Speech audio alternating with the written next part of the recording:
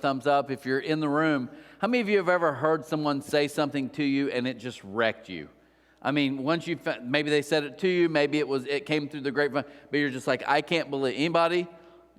Okay, 7, 8, 9, 10, good. Anyone still refuse to raise their hand every single week? Okay, got you. Finally got you. No, yeah. So when I was in 8th grade, I couldn't date any. I went to Sims Valley Middle School. Actually, we were combined to high school. Either way, I'm in 8th grade. I'm in Sims Valley, and I couldn't date any of the girls at Sims Valley. Why? Because they knew me, right? So then what I had to do was start working outside of that. And there was a girl. My wife's in here, so it gets awkward, but still, it's true. There's a girl from North Gallia that I dated, but I dated this girl from Han and Trace. And back then, we didn't know the term smoke show. But my friends would have said she was very pretty. So it was like, hey, yeah, she's like the prettiest girl of all of Han and Trace, which I guess no, South Gallia. Anyways, so my parents set up for me because she has a New Year's Eve party for like junior high kids. So I get dropped off, I'm at the party, and they all start talking about, I didn't even know this was a thing, but they start talking about how when the ball drops, I guess if you're with somebody you like, love, whatever, you're going to kiss them. Okay. So I'm like, I know how this is going to play out, so I'm getting ready. Well, sure enough, ball drops, I kiss this girl. I'm not going to say her name. She might be watching online. It may break her heart because this may have been a lie. But either way, we kiss. I go home after that. I remember I called a few times. She's like, her mom's saying she's not home, blah, blah, blah. I get finally back to school after break, and one of my friends who used to go to Han and Trace, and I think it was her cousin or something, he was like, man, it really stinks to be you. This is lunch, okay, with everybody around. It's like, man, it stinks to be you. I'm like, why? What'd she say? Haven't talked to her in a while. And he was like, yeah, she said you're the worst kisser ever.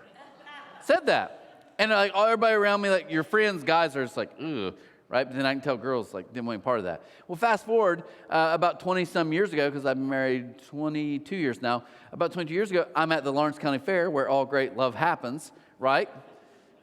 By a camper with my wife, sweet baby Jay, and I kiss her for the first time, and she's like, oh my gosh, thunder lips, like you're bringing it.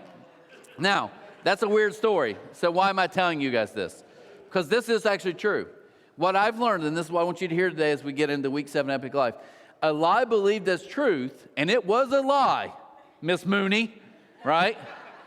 A lie believed as truth will actually affect you as if it were true. So let's be serious for a second. You know, you've always been the dumb one, according to people around you. So you believe it. Right? You've always been the not as smart as your brother or your sister. You're always the one that just didn't really have what they have. I mean, you go down the line. Whatever you've been told, whether it's true or not, doesn't matter. The more important thing is, do you believe it's true? I've coached for years, and I've always said the best teams I've ever had really weren't sometimes even the most talented. They were just the ones who believed they were good. Why? Because when you believe it's true, then you act upon it. If you don't believe it's true, then you're also going to act on that. So week 7 of this series, what we've been trying to do is actually the concept of this whole thing is how do we help others live and love like Jesus? Now I underline live because I want to talk about the life part of that today. Then we're going to end the series next week. We're going to talk about love.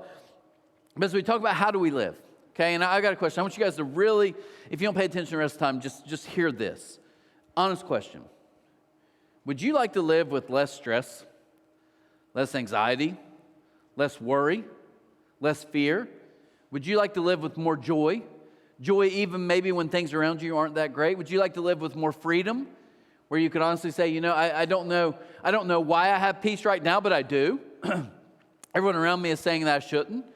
Like, does that sound like a good life? Because Jesus lived this life. Now, Jesus was perfect, but his life wasn't. And you need to understand there's a difference there. Jesus' life was actually very tough at times. So it wasn't like anything that he wanted just happened for him, even though he was perfect. But he did live with peace, joy, freedom. And as we're about to find out here, and this is why I want you to see this, an epic life always starts with me and you deciding what voice we're going to listen to. What voice? So we're going to be in the very end of Matthew chapter 3, then Matthew chapter 4. But I want to talk about what's known as the temptation of Jesus, okay? So what we're going to see is the enemy actually tempts Jesus, and what we're going to find out is he hasn't changed his ways in thousands of years. Matter of fact, I would argue the way he's going to tempt the perfect Son of God is probably he threw his very best as good as he could. So whatever we see is going to be some kind of playoff of this. So here's what it says.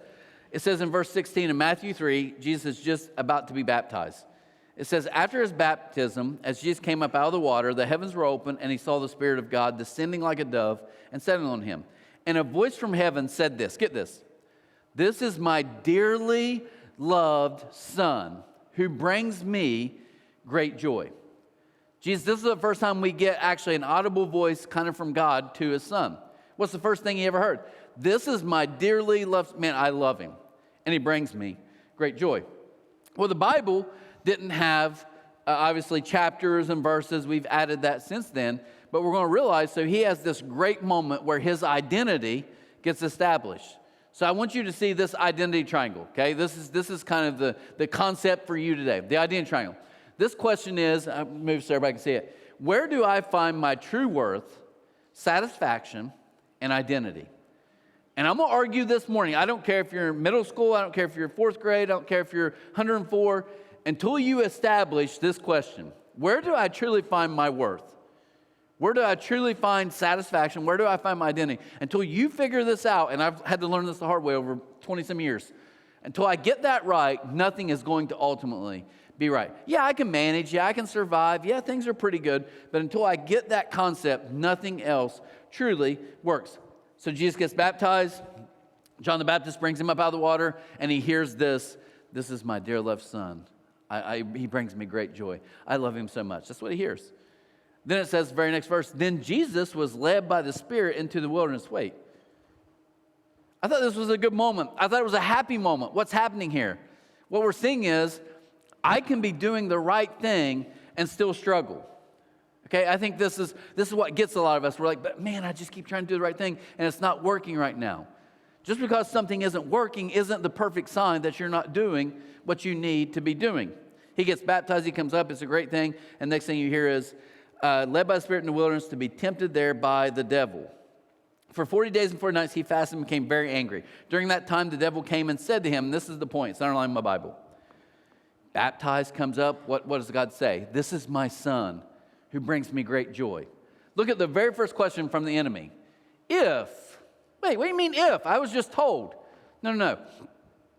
If your dad really loved you, he wouldn't let you be going through this. If your dad really loved you, he wouldn't let you suffer.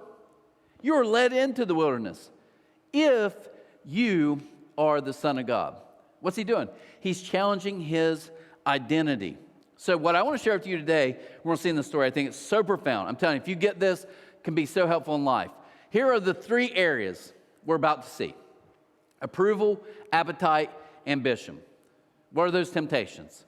Well, as we look into this, I think every issue you have, the anxiety, the worry, the struggle, all of that's real. But until we realize where it's coming from, then we really are just going to be putting a Band-Aid literally on a wound that will never heal. Right? I heard a guy once say, he said, "I can take a leaf that's dying and it's black and I can spray paint it green and it looks good." Right? You think about medicine. I'm all for medicine. But it's like sometimes if I'm just taking medicine to treat my symptoms until I figure out the cause, and this is what we're about to find today. The struggle in our life ultimately, I think, comes from these three. So how do we mess up who we really are? The first one I want you to see is this. How do we mess up who we really are? I believe the lie that I am what I have or consume. This is the appetite. Now, some of you in this room might be like, "Oh, I don't struggle with that." Well, you're welcome. I'm going to give you a quick checklist, and I just want you to think, are any of these true for you? Okay, so would this be true of you? When you're stressed, you sometimes turn to food, substances, or some activity because you have to kind of get away. You have to remove yourself from it because it's just too much. Okay, if that's you, then that would be an appetite. What about this? This would be my daughter, and that cracks me up all the time. You think you need more of something or excitement in your life to be happy. Well, if I just had more of this amount of money, if I just had more, if I could just get this job, right? This is an appetite. I was cracking up. My daughter, she messages my wife and I. She's going to be she's in elementary education at Shawnee. She messaged us on like a Tuesday at like 11:30 one day. She's like 3 weeks in. Like, "Hey, I'm thinking about being this physician's assistant." And we're like, "Why'd you say that out of nowhere?" "Well, I saw a TikTok video and it looked like fun." I'm like, just because you see physician's assistants doing a dance on TikTok That's not their job, right? I mean, and she's like, and they make good money. But think about that. Well, it's like, oh no, that looks like it would be more. It would be better. And then what's the last one? You get hyper-focused or consumed with something. That league, that team, right? That item, that thing, right? It becomes so much a part of what we're trying to do. Good things can turn bad. Look what it says in the story. The enemy said, if you're the Son of God, tell these stones to become loaves of bread. But Jesus told him, no, the scriptures say people do not live by bread alone, but by every word that comes from the mouth of God. Now, here's what the appetite whispers to you and me. Okay, I want you to hear this. The appetite will always whisper, but you need it, and you want it, so do it. Now, think about that. Think about if you have any type of addiction, any addiction. Think about if it's maybe clicking when I shouldn't, right? Look around, no one's around, click, watch. Think about how it works. Yeah, I want to do it. I want more. I'm excited for it. And then after it happens, what happens? Well, I feel empty. It didn't satisfy me. And that's the problem with appetites. Appetites never satisfy. They don't. I can prove it, and all of you can too. Thanksgiving coming up is my favorite holiday. I love it. I've always told my wife, it's my favorite holiday. Now, I like Christmas. I like Easter. Thanksgiving rocks. And I'll tell you why. At Christmas, everybody's being fake, and they're acting like they love each other. Easter, it's like Jesus came back from the dead. We probably should do something very spiritual that day. But Thanksgiving's cool because it's like we can all still be jerks, right? I don't have to act like I like you. You don't have to. I walk in, we're like, hey, what's up, fatso? Not much. Hair still looks stupid, right? We're just there to eat. We're going to eat our meal. We're going to do our thing. We're going to walk out. It's awesome. But here's what I've learned about Thanksgiving. I will consume like 10,000 calories in one meal. And I will sit down and I'm like, I don't feel good. And in my mind in that moment, I'm like, I think I've had enough. And I will sit down and watch 3 plays of the Lions, right? And they'll get to punt. They're the Lions, and they're getting ready to punt.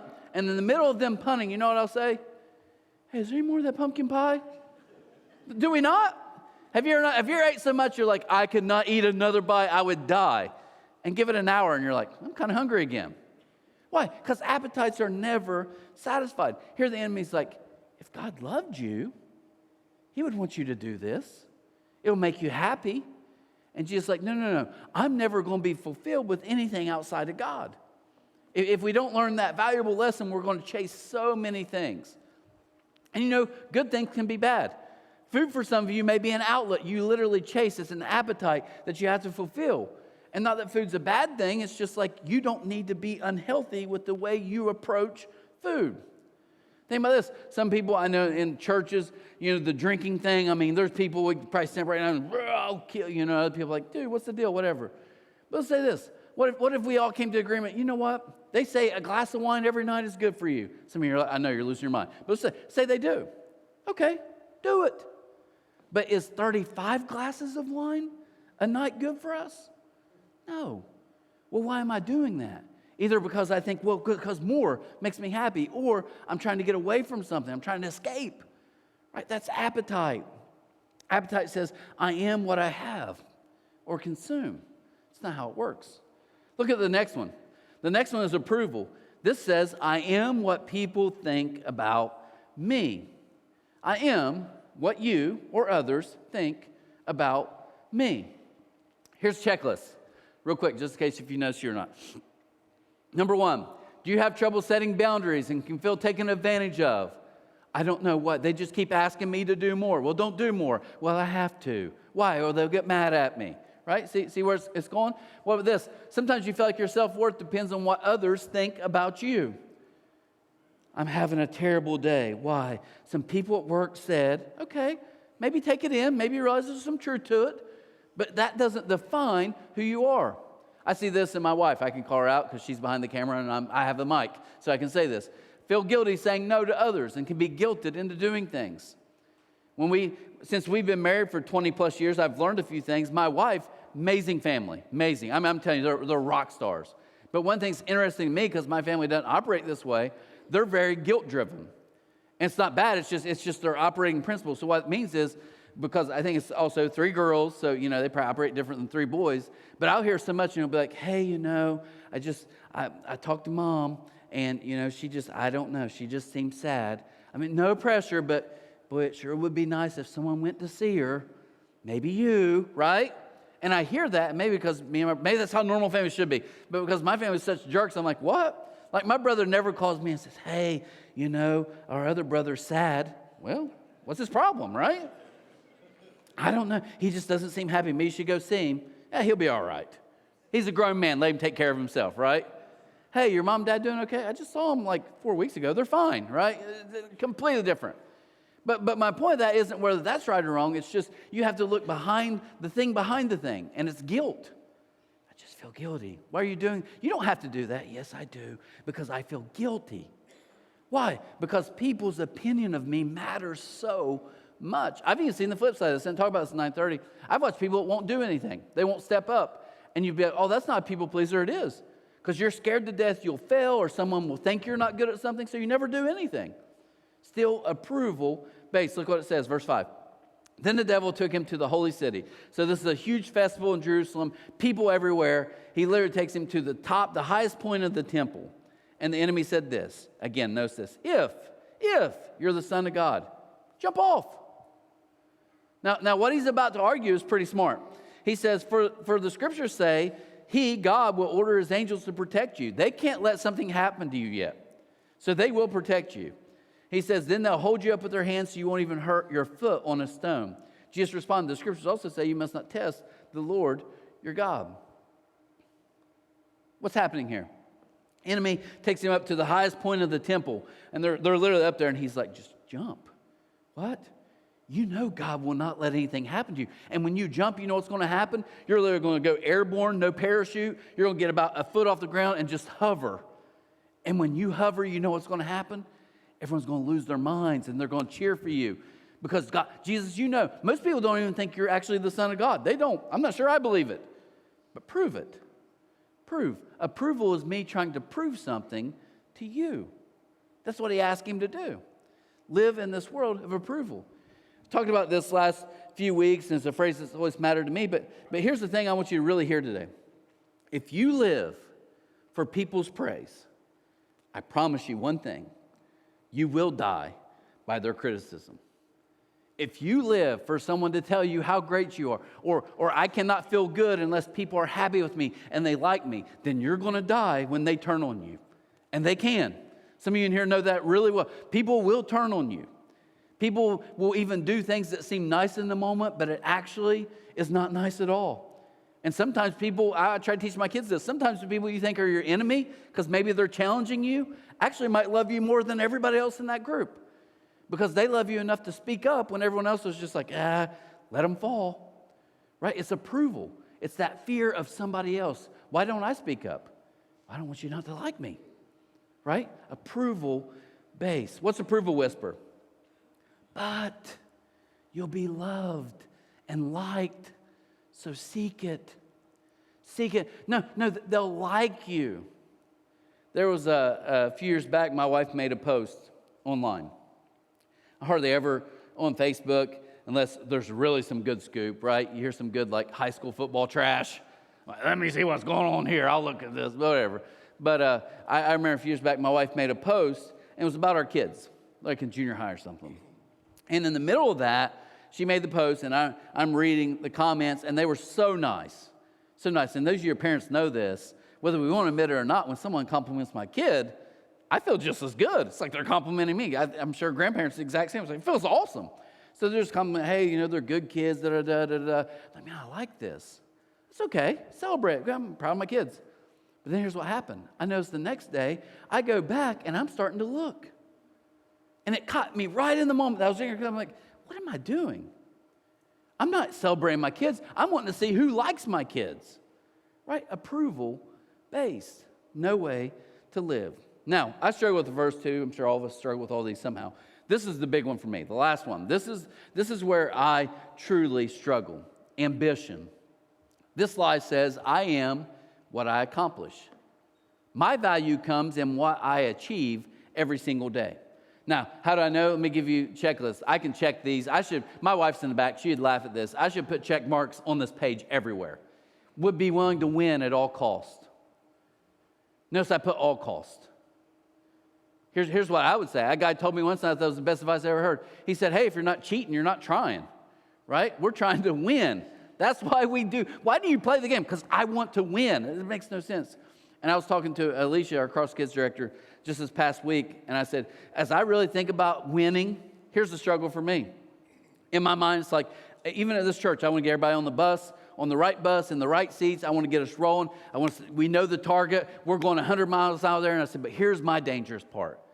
I will run over anybody in my way. Because sadly, at the end of the day, you know what matters to me more than anything? Win. Al Davis said it best. Just win, baby. That's a great life principle. But it's not so great. Because what happens is, unhealthily, I turn that into, I am what I do. My value is in what I accomplish. Guilty of placing goals or achievements in front of family or people. Doesn't matter, because I've got to get better. And I've got to do more. I see a lot of religious people jump into this, and you run with it, and you're so good at, no, I'm going to be better, and I'll never touch this, I'll never do that. And I'm sure God's like, that's not what this is designed for. But you're going to be great, you're going to be the best.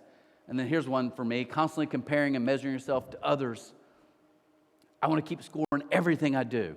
Why? So I can improve? No. So I can make sure my score's better than yours. Right? And you say it out loud, and you're like, it's kind of sad. It is. But that is ambition. Look, verse 8 says, next, the devil took him to the peak of a very high mountain and showed him all the kings of the world and their glory. He said, I'll give it all to you if you'll kneel down and worship me. Get out of here, Satan. That's how I picture he said it. Jesus told him, for the scriptures say, you must worship the Lord your God and serve him only. You know what ambition is? Ambition says, but you deserve it and you earned it. I know, God, I feel like I deserve it, and I've earned it, and I'm not getting it, so what do I do? Take it. He literally pulled him up at the very top, and he said, all this can be yours, all of it. You know the route your dad's going to ask you to go, and it's not going to be fun. I just give it to you. All you have to do, and I think we hear worship, and I always heard people say that. And I started going to this little country church beside my house as a teenager. They're like, don't worship your car. I'm like, I have no clue what that means, right? Because worship's a weird word to me, so when I hear it, I'm like, don't worship sports. I don't. That's weird. But what if we change the root meaning of that word, where it really came from? Truly devoted. Now it changes the game, right? And what the enemy's saying is, I just want you to be devoted. Just trusting I have the power to do this. That's all I'm asking for. I'm not asking for you to even claim I'm God. I just want you to show me some worth and devotion.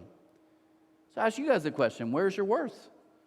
What are you really devoted to? You see, if I talk to one of you dads in here, because I went through this with kids and youth sports, like, just probably be careful we're not worshiping sports. Even that word doesn't, it's like, I don't do that. No, what if I said, but are you truly devoted? It's your time, it's your energy. Ooh, I don't like that. I've been there, right? That's how it works. What are you truly devoted to? What will you sell out to make sure you have more of? That's the ambition that comes through. So, I think it's been like 7 years ago. I have a guy that I call my mentor, Travis here. He loves that I call a guy my mentor. He's like, you're always talking about, you have this mentor that said this. He's like, I've realized you just read a book and make up stories but this guy really is a mentor. He's in Columbus, name's Rich.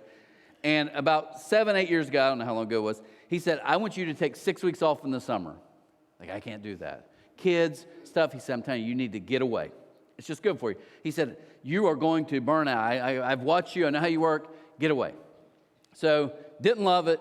End up taking 6 weeks off. And what would happen is during that time, he would call. We'd talk for about an hour once a week, and he'd just ask me questions. Well, we get, and some of you, moms, let me warn you, you're going to get so mad at me right now because this is so sad to say out loud.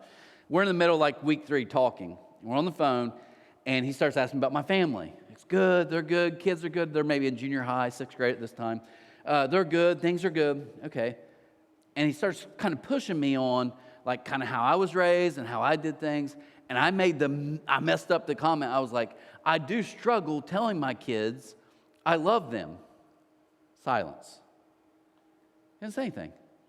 So now I got to defend myself. So I'm like, no, but you understand, I show it. They know it. They know I love them. It's hard for me to say I love you to my kids. And he said, maybe you do show it. But I think they need to hear it. And whatever. So we go back and forth. And he told me this. He said, I want you, for the next 5, 6, 7 years you have your kids, I want you to do 2 things. So no matter what, when they leave your house, they know 2 things. This is one of the most profound things anyone's ever done in my life. He said, you make sure they know 2 things and they hear it from you, their dad. First was this. They need to know you love them. And you show it and you be a good dad, but you say it, even if it's uncomfortable. Now, my daughter is in this service. My son was in the first one. He left. My son, it's easier to say it to. And the reason is he's more like my wife. So I'm like, hey, Taden, I love you. Yeah, you too, Dad. All right, man. Like, he's into it, right? Like, yeah, hook it out. He's that kid. Like, even when he's a kid, he'd, like, lay on you. My daughter's wired like me. Like, even when she was a kid, like, you go to, like, just touch her back, and she's like, what are you doing? Right? Weird. So I remember that first night, I'm nervous. I walk in, Taden's room, I'm like, hey, man, just want you to know I love you. Like, thanks, Dad. All right. High five. I walk in my daughter, I'm like, hey, Tegan, just want you to know I love you. What? I said, I love you. Are you dying? Right? Like, she does not get it. But here's the best part. Second part was this. He said, tell me, okay, I'll do that. I need to do that. I do need to be better at that. And he said, I want you to say you're proud. And as soon as he said proud, I cut him off. I was like, I know. I'm proud of him. And what he said next was so amazing. He said, no. He said, you live your life performing and trying to be the best and be the best. And all your kids, everyone hear from their dad is, do better, do more, be better, pick it up, be perfect. And he said, here's what you got to say to them all the time. I'm proud to be your dad. Now, the reason I'm sharing that with you is because that's so profound about, he was teaching me, this is how God sees you, Trent. Literally, God sees you. He's not like, oh, I'm so proud because you did this today, did that. He's like, I'm proud to be your father. I think if we close right now, some of you could hear this. This is the most important thing you can hear. What if we flip the script today and you realize God just said, I'm proud to be your dad? Some of you in this room had horrible dads. It makes you sick to hear that word. And now my dad walked out. Never even knew him. Some of you are like, you're going to tell me God's going to do the things my dad did to me? Nope. Some of you had great dads, loved them. But God's up there saying, no. Better than all of them. I love you more than the greatest dad could possibly ever love you. I'm proud to be your dad. See what that does? That helps me quit striving, trying to earn. It's a great thing for me to learn with my kids because it whispers, you deserve it, you earned it, so take it. So why doesn't this work today? Okay, I want you, if nothing else, to kind of get the big picture of this. A life fully about me will never fulfill me. You know that? A life full of me will never fulfill me. Just won't work. I'm not designed that way, and neither are you. That's not how the Creator made us. But here's why it really doesn't work. I want you to notice what's really behind all 3 of these. But I want this with appetite. I want it for who? Me. What's approval? No. We'll cop out, but no, approval isn't selfish. What's approval saying? No. I want you to like or love or be all about me. And what's ambition? I just want you to be impressed or amazed with me and my accomplishments. And all 3 of these, when you chase them, always come up empty. I wrote this down. Your greatest temptation may not be the wrong things, just selfish things done the wrong way. So as we close today, if you're watching online, awesome. If you're here, if you're into this, maybe it's something you struggle with. If not, some of you are like, dude, you lost me 30 minutes ago. Fair enough. But if you're into it, watching online, go on, click in the description of the message. We have a link there. You can download a little thing to kind of help you kind of work through this because we don't have time to do it today. But here's why this is good news. I know it looks like so much, but let me just go super fast and tell you why this is powerful. If someone comes up to me and they're like, you know what, man, I just worry. I worry all the time. I can't quit worrying. It's all about worry. If I was talking to you, you'd get real ticked at me, and here's why. Because I'd say, worry's not your issue. I know it is. You're going to tell me I don't know. I know you worry. But that's the thing behind the thing. See, I feel like you're just cleaning out a bunch of spider webs, but until you find the spider and kill the spider, you know what you're going to do? You're going to clean spider webs the rest of your life. So that's not really the thing. The thing is behind the thing, sometimes multiple places. So you know what worry is? A lot of times it can be a lot of things, but here's kind of the biggie. Worry really for me is I'm not in control. I worry like scared sick about my kids. Why? Because ultimately I'm not in control. But what's the good news? The good news is God says I don't need to be in control because He is. I can do this. Right? That's the good news. What about comfort? God's good. I don't have to look other places. I don't have to go to something to hide or to remove myself from a situation. Because I realize ultimately He satisfies me, nobody else. God's glorious. Guess what? Because He's glorious, I don't have to fear other people. I can actually get up on the stage. Here's my prayer today. It's cheesy. You can make fun of me if you want.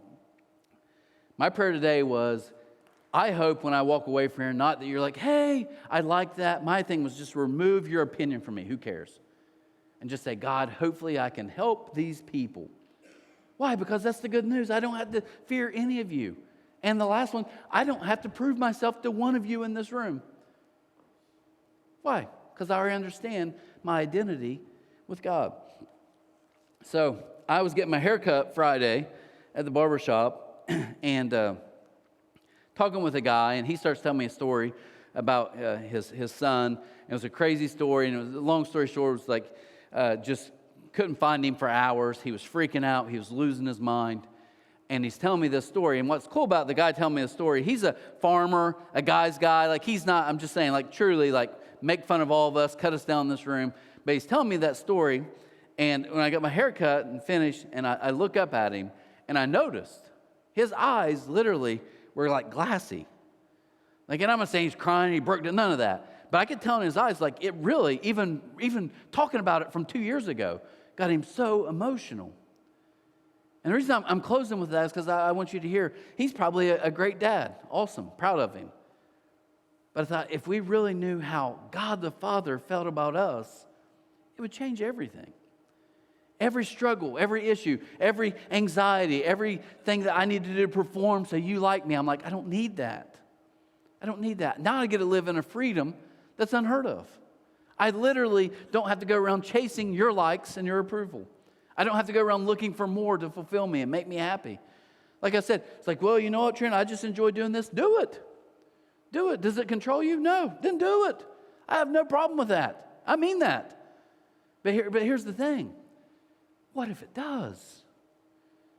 What about for me, because I'm just doing more? I'm like, no, my thing is just always get better. Why? Because I'm trying to prove something to somebody.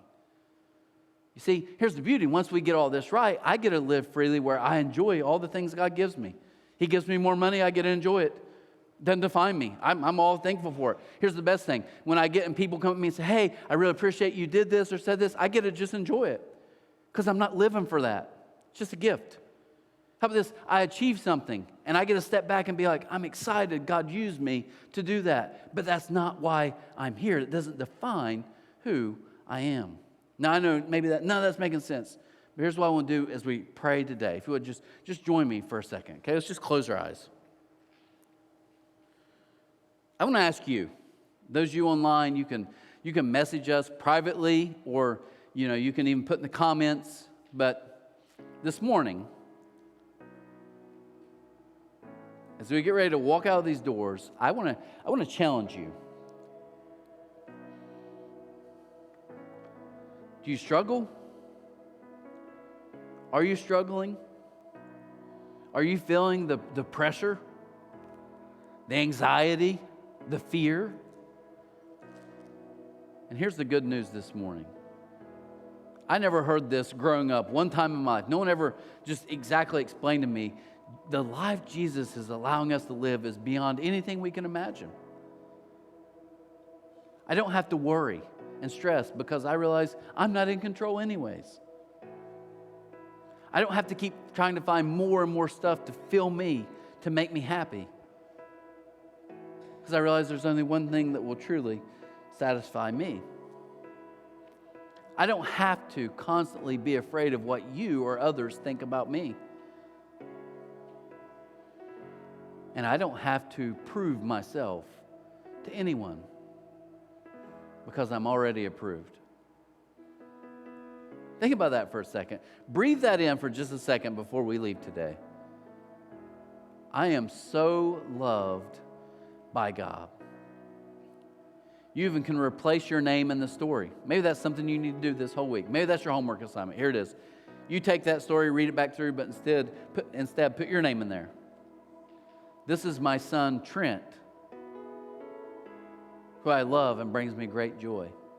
This is my daughter, Megan, who I really love and who brings me great joy. All my appetites, my ambition, all my approval is answered by the one who can actually answer it, and that's God. So before we leave today, I want to ask if you just be honest. You're online. Let us know if you're here in this room. No one's looking around. Just for a moment, you're struggling. It's been tough. You're not sleeping well. You're not feeling it. Something's consuming you. And nothing else. I just want to pray for you this morning. I want to pray that you would find true freedom in that and realize Jesus did not design you to live that way. Anyone today just say, Trent, it's tough right now. I'm going through some stuff. Thank you. Thank you. Thank you. Thank you. Anybody else just love to pray for you today. Just hold it for thank you so much. God, I do pray. Pray for everyone in this room right now that if nothing else, if we miss it all, that we at least walk out of here realizing how much you love us. You love us so much that you actually did prove it when you gave your perfect son to be tortured, killed, to die. He lived a life we could never live. He died a death we could never die, so we can live in him. And I pray today for people in this room that raise their hand who are struggling to realize the good news answers all of these issues. And I pray for someone maybe listening online, someone in this room that's never done that and just realizing today's the day to take that first step into true life by just saying something like, Jesus, I know my life is not where it needs to be. I know I've messed up. But I'm asking you this morning to forgive me, save me. Give me new life in you. God, as we get ready to close today, I just pray. I pray for the hurting. I pray for people who are dealing with such massive things that we could all step back in our lowest, darkest, most tempted moments and realize you're good. We can trust you, and you love us more than we'll ever realize. We ask these things in your name, and amen. Guys, have an amazing week. Hopefully you're back for the final week of Epic Life, week 8 next